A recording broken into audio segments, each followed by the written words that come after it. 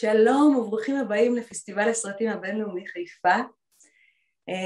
אני עכשיו בשיחה, שמי אסיה נייפלד, אני שחקנית והבמאית ישראלית, ואנחנו מארחים כאן את לבאן קוגואשווילי, שהוא במאי של הסרט ברייטון 4, שמוקרן בימים אלה בפסטיבל הסרטים, וגם ניתן לראות אותו אונליין. אנחנו נעשה את השיחה באנגלית, וכמובן הכי טוב לצפות בשיחה אחרי הסרט. Okay, so hello, Levan. Hello, Asia. It's so nice to have you with us. Even if it's online, it is nice that we can speak. Of course. So thank you for making this wonderful film. I need to tell you that I was very, very touched by it when I saw it. And I wanted to start the conversation from the first scene, which was very, very impressive, with all those men who are gambling and talking about dignity. Are you talking to me? And it's such a funny. I love in all your films full of a sense of humor, very good sense of humor. It's tragic comedy, my favorite genre. And I wanted to ask you about this Manish society in Georgia or wherever.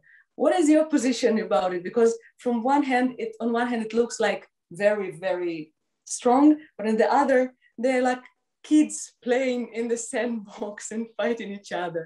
So what do you think about this? I'm just looking for interesting situations and scenes, With this particular scene, idea was to shoot something in gambling room because I thought it's cinematic, it's funny, it's sad, it's tragic, but also very comedic, So all the elements which I like, So came together. So you always look for excuse to do something at some location, or do some kind of scene because it's kind of cinematic games which you enjoy, doing, and I used to go very, very often to this gambling house, just sitting and observing, facing behaviors, what they do, what they say, how they say, and it was interesting. It tells something about these men who kind of have dignity, but they are absolutely wasting their life, and it tells so much about this role of men in modern society somehow, in a way. And also maybe it logically came out from my thesis film for film school, New York University. I made a documentary called Women from Georgia. It was about women working in America, basically wives of this man, which you see in the gambling room, wives, mothers, sisters, who went abroad when times were harsh, went abroad to do very difficult job of taking care of elderly and sending money home, hoping that in order to support their families and hoping that this money would be spent in a right way, in a clever way, for kids to go to school and blah, blah, but very often this money was spent not in a clever way, but sometimes in gambling rooms. I know so many stories about that. So one film gave birth to another, in kind, somehow, and so it's you basically making always the same movie. Just you're changing environment, script, but it's basically one movie. Developed from the previous one, and this one will develop another one, so something like that. How do you explain that the women are the one who going abroad and the men are staying and not the opposite? Of course, it's exaggerated because lots of men also went to war, and there are lots of very hard-working men in the Georgian community. I'm talking about American immigration because that's the one I'm familiar with, because I was exploring this world for films and scripts, and I saw, of course, very many men, very hardworking, but majority still were women. I think it's an interesting phenomenon, and that's why I made this film called Women from Georgia, And I heard different explanations, saying that women are more practical, they're stronger in a way, and when the times were harsh and confusion was in the air, what to do, because a huge country collapsed, new country was coming,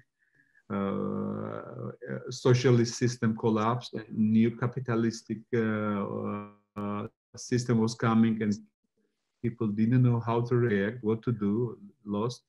And women just followed their, instinct, strong instinct of survival, I would say.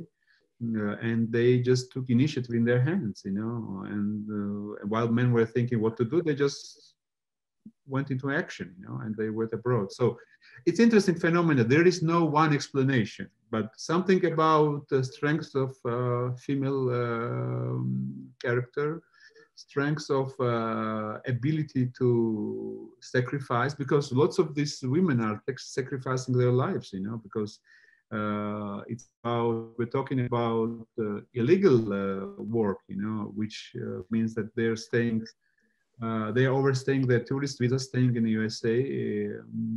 They don't have like any social security or something, and health insurance or something, and it's very often a job which requires almost no day offs, maybe 1 or 2 per month. So and we're talking about years of work like this, and very often spending time with ill or sometimes mentally ill or elderly. So and sending all the money home. So I don't know. It's a sacrifice, strength. Altogether, probably, Mm-hmm. And then you see this main hero of your film, who is totally different from those men you were describing. And from the first frame you see him, there's center in him, and you can feel how his presence is so strong. So I wanted to ask you, why did you decide to work with a non-actor? And what is your connection with wrestling?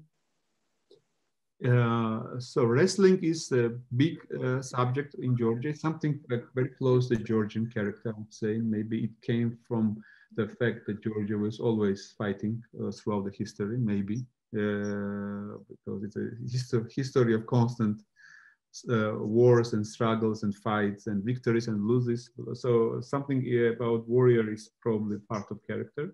And plus the wrestling is one of the most popular sports, and many champions came out from Georgia, Olympic champions, world champions. And this guy, he's like a legendary wrestler. He's 2-time Olympic champion and 5-time world champion, unbeatable champion. And also he was in movies. He was actually in one Georgian film in 80s. So I remembered him from that movie. I remembered him from like TV programs, and I was seeing how he was aging in a very noble way, the face, interesting face, and it's a face of a man who had many victories and also tragedies. He was in the war, in the Abkhazian war, and his son died in his hands. They went together, father and son. And you can see this everything in his face, champion with big tragedy in his life. So all this together, and then why non-actor? Because I was just looking for a strong presence, and this guy had this presence, and yes, definitely. and he could also act and act in his own way. The only obstacle was that his health condition was not good. He had a hearing problem, diabetes, many things, so it was kind of risky operation to go into this travel with him, but I thought that this risk is worth taking, because of him, and so we went to this journey together, and so yeah. When I watched his character, I couldn't stop thinking, I wish I had such a father, because he's like, every person would like to have such a father who is so dedicated. And this is another question I wanted to ask you, that this dedication, this total forgiveness is really, you can only adore it. But I was trying to understand this, the way So-So acts. And is it possible that this total acceptance of the father some kind of spoiled him, and that's why he allows himself to act like this? Or you have some another answer for this behavior of So-So? Probably. You know, I did my previous films about so-called lost generation, you know, young guys who were kind of lost in this transition period and could not find themselves in this life. I think So-So is one of those guys, you know. Yes, you know, sometimes I was thinking that, you know, in many ways that maybe script needs something to show that what father does for his son somehow changes son's behavior. But then I thought maybe it's too didactic. So, you know, it was many thoughts about it. And then we thought that to leave this open end, you know, we don't know what's going to happen, you know. And usually life is like this, you know. We don't know if we are learning our lessons or not, you know. It's, not usually what we want to, but not not always the case, you know. So yes, this song at the end was so great. You didn't need to hear anything more and to see. You leave it to the imagination. And if you're talking about singing, for me, I grew up in the Soviet Union area, so for me, Georgian are always singing. I don't know why, maybe it's from films. And you also show when they're gathering, when they eat and drink together, they are singing the Suliko and all those songs. Is it really like this, or it's only in films? No, basically there's not a single moment of exaggeration in terms of songs, because I grew up in a family. It was an ordinary Georgian family. And my father was doctor, my mother was a teacher of biology, and so nothing related to arts, you know.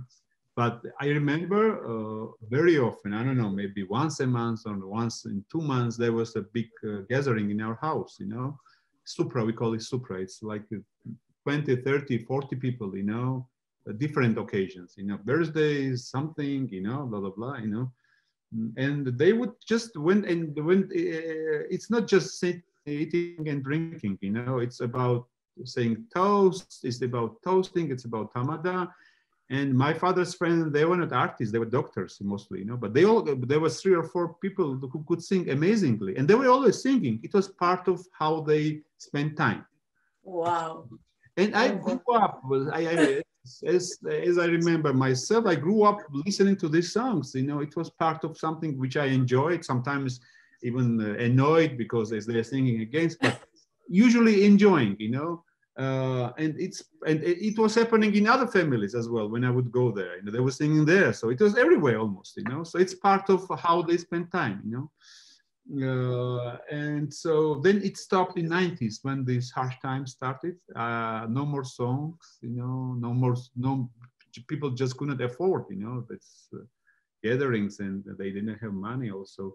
And also very much related with wine, you know, it's a whole culture of drinking wine at the table. You know, you drink wine not to get drunk, but to enjoy life and conversation. And the toasting and the whole. So this is something which I grew up. So it's very natural for me. I don't know if a new generation of Georgians will follow those traditions. Hopefully, yes, because I like, because when I sit at the table in Europe, I constantly catch myself saying toast. You know? I just get a drink, you know, I have to say something, you know, so it's funny and nice, but I think there is something very human and good about it, you know. Really, and they sing in multiple voices, and it's so natural for them. You never see it in any other culture. I never saw it anywhere. Yeah, it's a polyphony. Georgia singing and Georgia folklore is probably one of the amazing one of phenomena of World Heritage, I would say, you know, because it's folklore, but so complicated.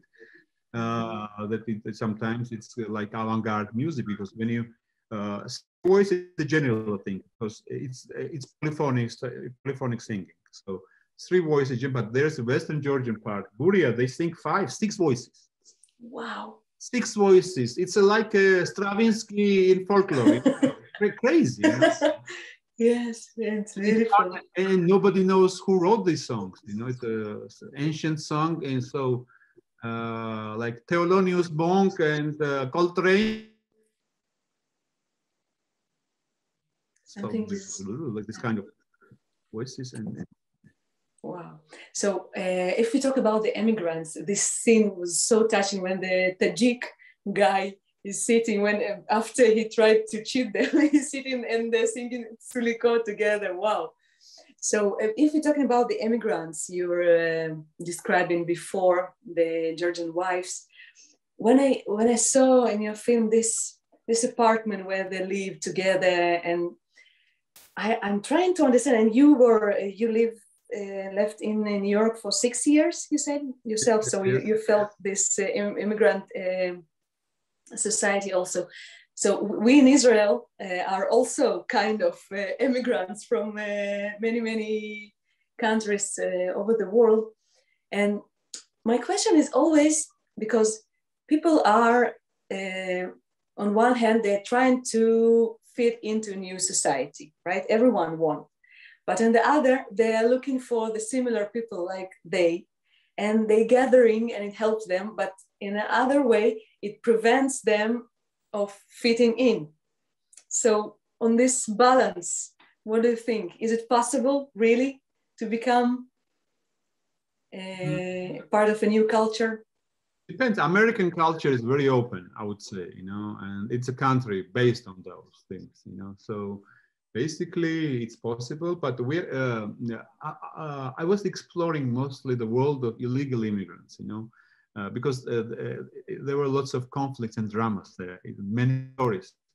And when I was a student at New York University, I had to make movies, and I was looking for, I didn't know enough American life to make American movies, so I said, let's find stories among Georgians, you know, and of course, there were different Georgians who had like good jobs and working as, I don't know, doctors or lawyers, but they're not interesting, you know, it's a different kind of life. So I went to Brighton Beach because I knew that the illegal immigrants who don't have papers, who just arrived, who don't know English, were afraid of going to America.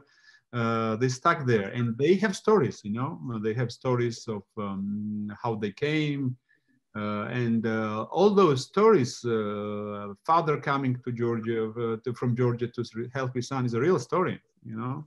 Those are stories I heard from people, you know. I met this father who came to rescue his son, but son was a drug addict. We changed drug addiction into gambling because my first movie, which I shot in Georgia, was about drug addiction. So I didn't want to repeat the same story. So then we introduced gambling as a problem. So, and the Tajik story, kidnapping and not paying to women, is also a real story. No, wow. Yes. And also how I met the Georgian criminal who kidnapped this guy. He was not Tajik. He was from different from different Soviet ex-Soviet republic. And then they told me what they did, what happened, and they told me how they ended up drinking like for 2 weeks because they didn't know what to do with this guy because they kidnapped him and they couldn't kill him. So they were afraid to release him because they saw that he might go to police. So they decided, let's start drinking, and they became friends. So and this guy didn't want to leave because he was spending good time. But I couldn't make whole film about those things, so we just shortened the scene and made the lack. So it's about finding something in real life and then transforming and making it into a new structure. And I had an amazing teacher, NYU, Boris Frumin, who immigrated, who was one of the most interesting filmmakers of his generation, immigrated from Soviet Union end of 70s with one of this Jewish immigration, which was allowed at the time. And he came because he was pissed off by the censorship and everything. His both pictures in Soviet Union had problems with distribution, the censorship. So he said, that's it. And he went to America, and where he became I think not only I, but many his students became the best teacher, or probably the best American film school, you know. New York University, legendary teacher, and we became also my teacher. And then after the school was finished, we continued working together, and it's a wonderful experience. And and Boris knew all those stories, and he wrote the script, and I was sharing. At the time, he was my teacher. I was sharing, Boris, I went to Brighton Beach. I have this story. I have this story. Look at this photo. I took, you know, so, and he was encouraging me very much. You know, that he said it's a good idea, good project, and develop and do research and so. And yes. Yeah. Wow, great, interesting. And you know, I was thinking about what is the message that I get from the film, and I can tell what was for me. It was like. Thoughts about how is it right to behave with your children, and is it right to give all of yourself, because every parent wants to do it, right? Just to give, or to be tough, you know. But when you see all those people that you show who look tough from the beginning, like this Tajik or this guy who wrestling at the end, who look from the beginning very, very cruel, and then you see that they also acting like this because of their some reasons.